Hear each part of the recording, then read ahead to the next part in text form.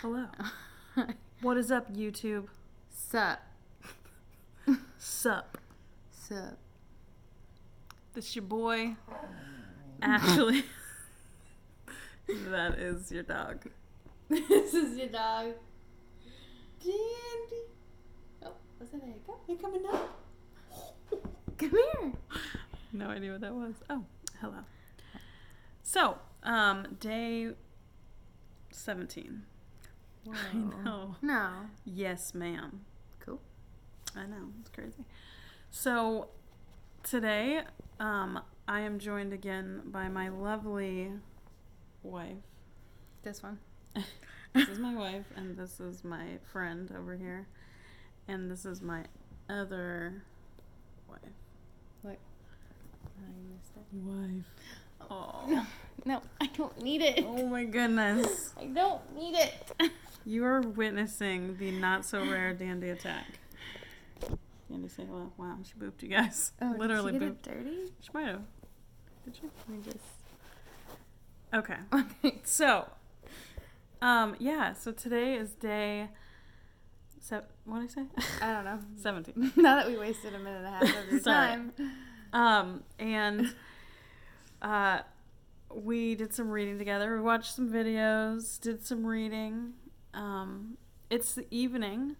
I had a weird day where I was waiting for an air conditioning guy to come. That did not come. If you're watching this, rude.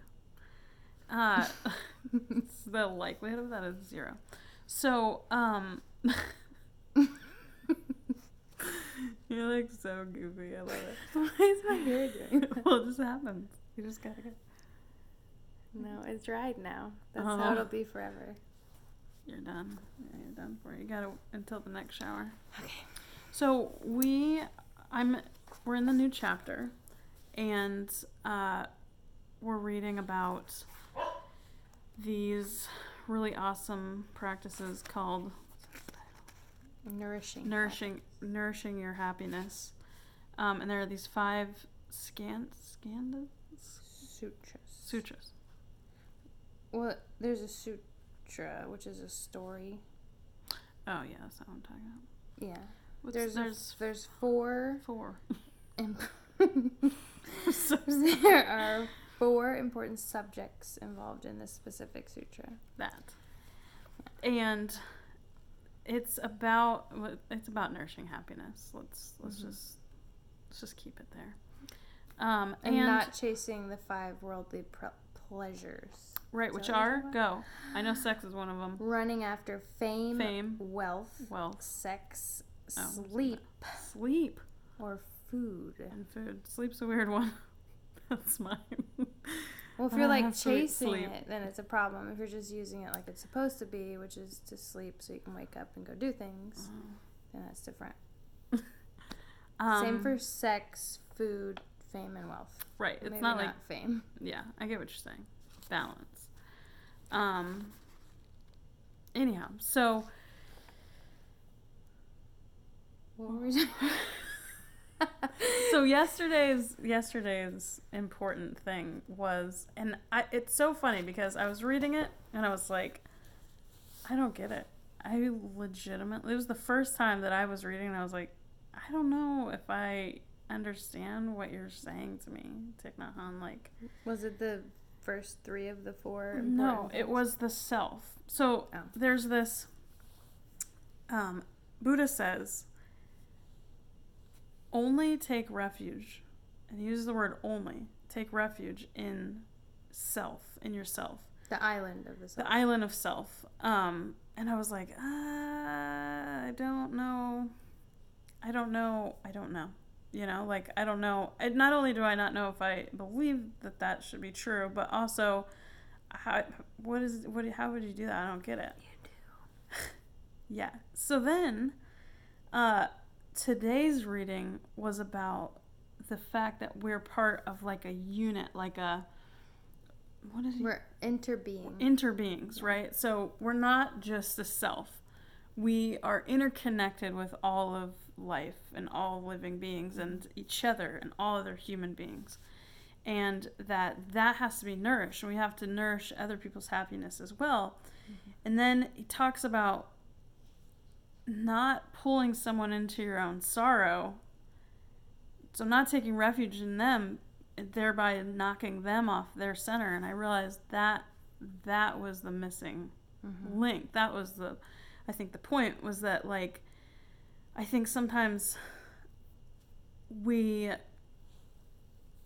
get so caught up in the idea that we have to have other people to pull us out of things that we don't learn, or we don't try to learn, how to pull ourselves out of our toughest emotions or moments.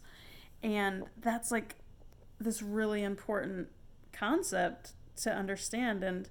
And what I think Buddha meant was, by, you know, taking refuge in yourself, was like, quiet yourself and do what you need to do alone, you know, whether like in meditation, whether that's prayer or you know, positive thinking or whatever, but find that in yourself, find that strength to get yourself through the worst stuff inside yourself. And part of that is that you can always rely on yourself, because you're the most important person to yourself, because you're yeah, well, you're in your head all day, every day. You're the only person who has that particular experience with yourself, unless you're a conjoined twin. I'm just joking. Wow. Wow. I mean, sorry. I guess you're not in each other's heads. Well, though. Yeah. But yeah, you are physically in their presence at all times. How many people are there? Sorry. Random thoughts. This is a bunny trail, my friend. What I was going to say is... my wife. Tiknahan specifically mentions not like unloading your suffering on other people. Yes. To the point where they're exhausted with your suffering, so that they can't actually help you, and you're not helping them. And it reminds me of, like, I saw like a movie or a show once where they did this thing where they would get together and just complain. And they did it all the time. I don't know if you know what it is. It probably was a show. But they would just have these dinner parties where they would just complain or whatever, just for hours to each other. And, like, I know that there have been a lot of times in my life where I find myself just complaining, just unloading about my life on other people. There are people that I've met that, like, somehow I rut with them, and the only thing we do together, it's like the thing that we connect with. Bitch and moan. Yeah, and it's so funny because it gets to the point where I'm like, oh my gosh, I dread time with that person. Right. Not necessarily because of them, but because I know who I'll become around them. I'm like, and I don't know what that is, but, like, I think it's just getting in this pattern of pulling each other down. And his point is that if you are doing that, where you're unloading all of these bad things on the people around you, you don't have a chance to nourish joy in them. Yeah. And at the same time, you're not allowing that in yourself. Yeah. And he said that if you are, if you're bringing happiness to the people that you're talking to, then you will also receive that back to you. Yeah, right. Yeah. And I kind of sort of randomly thought about the whole eternal debate of whether there's true... What's the word? I'm losing it now. When you do things for other people. Oh, crackers. This is embarrassing. When you, like, you're generous or you do charity for other people, and, like, you're not supposed to get anything out of that. You're not supposed to get anything? Yeah, what's the word? Altruism. Oh. So it made me think of altruism and, like, is it a real thing? And like, clearly... Like, where you don't expect anything back. Right, and clearly what he's saying, which I'm going to assume is a Buddhist belief, is that if you're doing something as simple as bringing joy to another person, you're going to receive that back. So that's just a natural part of it. And so, like, depending on what the definition of altruism is, you know... is it real or not? It depends on, you know, if you're supposed to be receiving back what you gave to that other person. Yeah. So, but yeah, so that was random. But it made me think of that because that is the goal. The goal is to bring other people because we are and joy interconnected. because we're interconnected. I think to do something without receiving anything from it, not even allowing that to make you like feel good or happy, is to disconnect yourself from that inner. Yeah, from the inner being. What is it called? The inner being. But he used a different word. The interconnection with all other beings. Inter-R. The inter-R. Inter-A-R-E. Inter-R. Like we are inter-R. We inter-R. Yes. Happy. We inter-R happy. Right. Because we're able to bring it to each other and ourselves. Yeah. Exactly. It's a lot. So I think it's that's kind of an amazing realization that like there are things that, you know, that when we experience them together are really good for the collective group, and there are things that, you know, experience too much can be detrimental to the collective group. Can damage. Right. Everybody. So there are times to draw into yourself, you know, and deal with your stuff. And I know this is true. I know it's true because I've been overwhelmed by people's stuff before.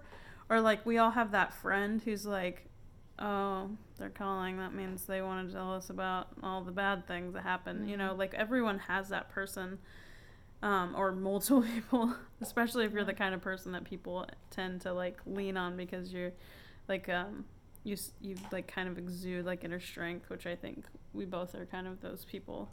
People think like we can, and I think that we can, but I think that we tend to draw in people that that are struggling, you know, and they get almost used to unloading their suffering on us.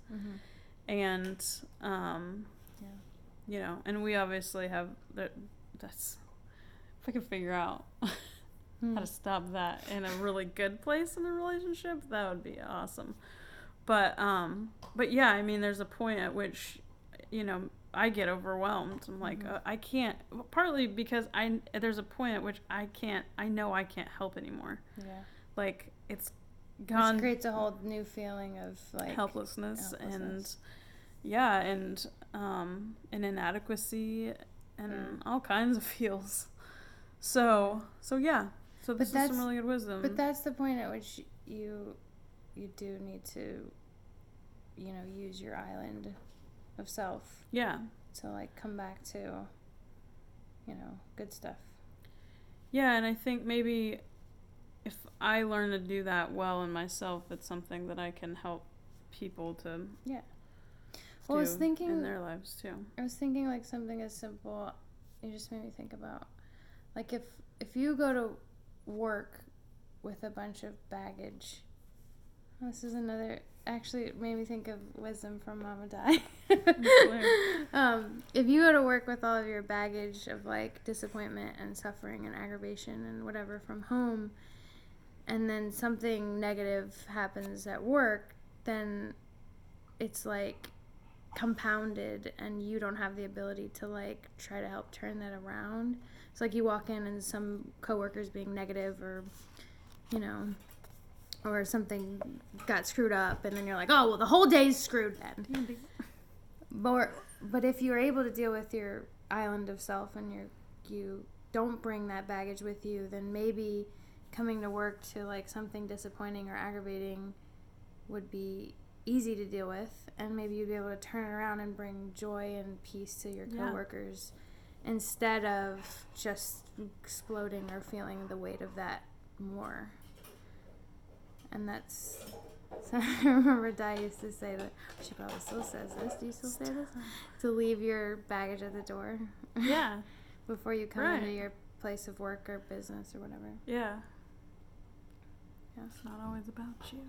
No, and it's because we're interconnected, and your feelings at that moment at work can affect everybody else in a negative way, or it could be a positive thing if you're feeling good, and you could bring good stuff to the table. So exactly. So be an island, and be connected, be connected in a good way. At the same time. Don't bring in the trash. Bring in the joy. That's right. Love you. Love you too. Oh, I love you too. No, I love you. Oh. But I also love whoever's watching this. Okay. Which is what you were saying. Yes. All the love. Bye, YouTube. Peace out, YouTube. Peace out, YouTube.